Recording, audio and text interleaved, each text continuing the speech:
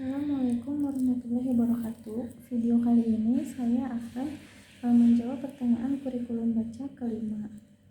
Bagian A, pertanyaan mengenai D4 Hafika. Pertanyaan yang pertama, apa kepanjangan dari D4 Hafika?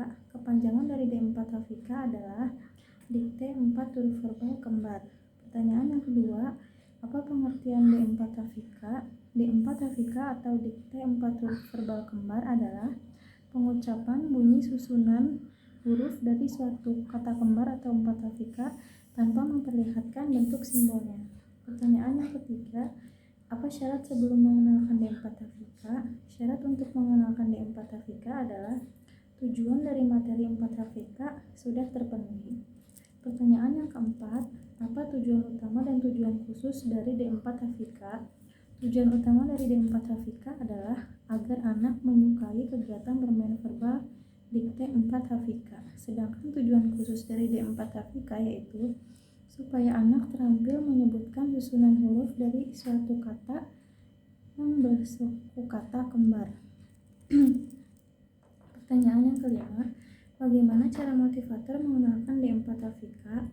Yaitu dengan cara berdialog menggunakan bahasa bimba atau verbal kata, dengan cara bernyanyi lagu labimba, bercerita dengan cara dongeng, dan permainan. Pertanyaan yang keenam, apa tahap selanjutnya setelah D4 Hafika? Tahap selanjutnya setelah D4 Hafika adalah D4 HVS atau dikte 4 huruf verbal sederhana. Bagian B, pertanyaan mengenai D4 HVS. Pertanyaan yang pertama, apa kepanjangan dari D4 HVS? D4 HVS adalah dikte 4 huruf verbal sederhana. Pertanyaan yang kedua, apa pengertian dari D4 HVS? D4 HVS atau dikte 4 huruf verbal sederhana adalah pengucapan susunan huruf dari suatu kata yang memiliki dua suku kata berbeda tanpa memperlihatkan bentuk simbolnya. Pertanyaan yang ketiga, apa syarat sebelum mengenalkan D4 HVS? Syarat yang harus dipenuhi untuk dapat memberikan materi D4 HVS adalah anak harus menguasai D4 HVS dan D4 Hafika. Pertanyaan yang keempat, apa tujuan utama dan tujuan khusus dari D4 HVS?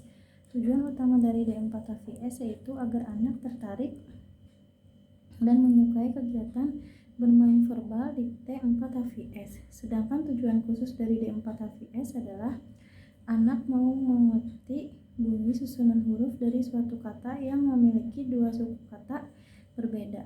Pertanyaan yang kelima, bagaimana cara motivator mengenalkan D4 HVS?